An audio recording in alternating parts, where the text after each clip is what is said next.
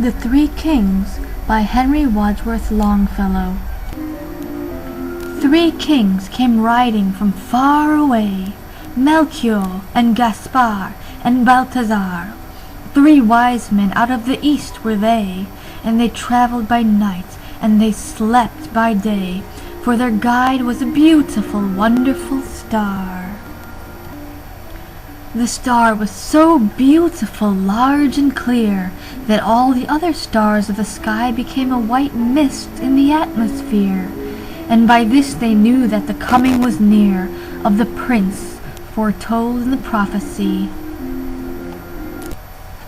3 caskets they bore on their saddle bows, 3 caskets of gold with golden keys. Their robes were of crimson silk with rose, of bells and pomegranates and furbelows, their turbans like blossoming almond trees. And so the 3 kings rode into the west, through the dusk of the night, over hill and dell, and sometimes they nodded with beard on breast, and sometimes talked as they paused to rest with the people they met at some wayside well.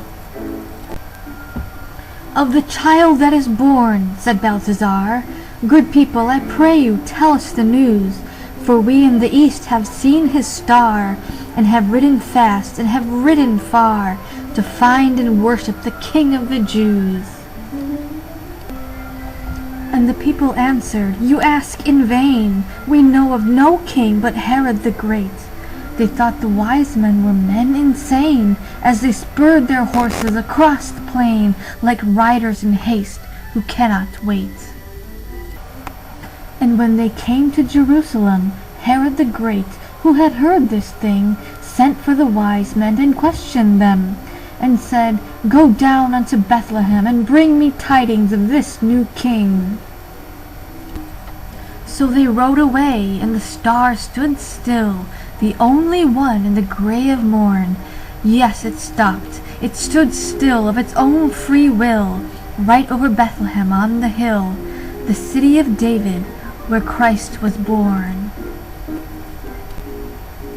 And the 3 kings rode through the gate and the guard, through the silent street, till their horses turned and neighed as they entered the great inn-yard. But the windows were closed, and the doors were barred, and only a light in the stable burned. And cradled there in the scented hay, in the air made sweet by the breath of kine, the little child in the manger lay, the child that would be king one day, of a kingdom not human, but divine. His mother Mary of Nazareth sat watching beside his place of rest, watching the even flow of his breath, for the joy of life and the terror of death were mingled together in her breast. They laid their offerings at his feet. The gold was their tribute to a king. The frankincense with its odor sweet was for the priest, the paraclete, the myrrh for the body's burying.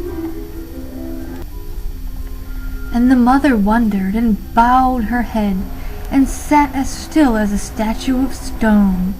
Her heart was troubled, yet comforted, remembering what the angel had said of an endless reign and of David's throne. Then the kings rode out of the city gate, with the clatter of hoofs in proud array, but they went not back to Herod the Great, for they knew his malice and feared his hate, and returned to their homes by another way.